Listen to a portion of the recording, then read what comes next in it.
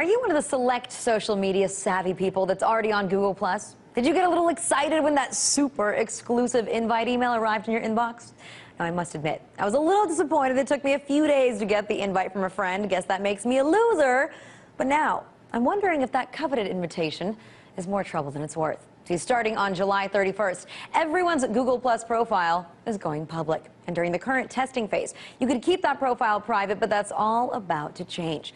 Google says that the purpose of Google profiles is to enable you to manage your online identity. And today, nearly all Google profiles are public. We believe that using Google profiles to help people find and connect with you online is how the product is best used. Private profiles don't allow this, so we have decided to require all profiles to be public.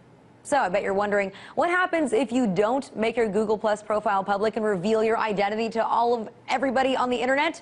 Well, it's deleted. Don't you just love the Googler? Tell us your real name or we'll cancel your account. Seems a little harsh, wouldn't you say? Now, Google says that they're only going to make the user's full name and gender displayed on the public profile. How nice of them. So should Google force everyone to make their profiles go public?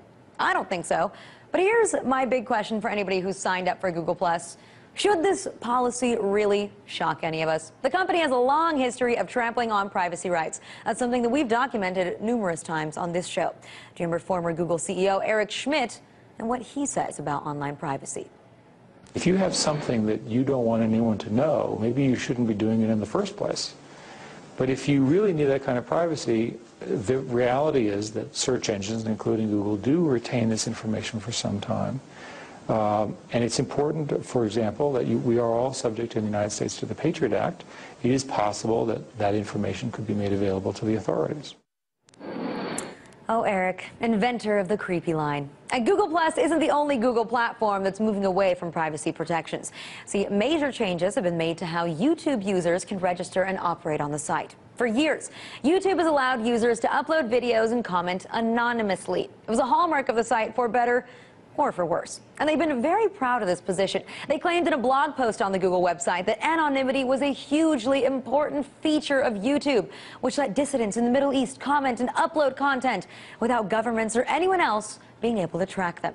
Well, that noble position has apparently changed, and YouTube will no longer let people register with anonymous names. They will now have to use an existing email account to upload or comment on the site. And that's a major departure from all that lofty talk of the importance of allowing people to remain anonymous. What about their quests for democracy and trying to stay safe? So while Google talks a big talk about protecting its users' identity and their privacy, it seems like their recent actions simply aren't backing up the rhetoric. So it looks like now that Google's got a big bad social network to compete with Facebook, they've also turned to the dark side of privacy and anonymity, as in they no longer believe that it should exist.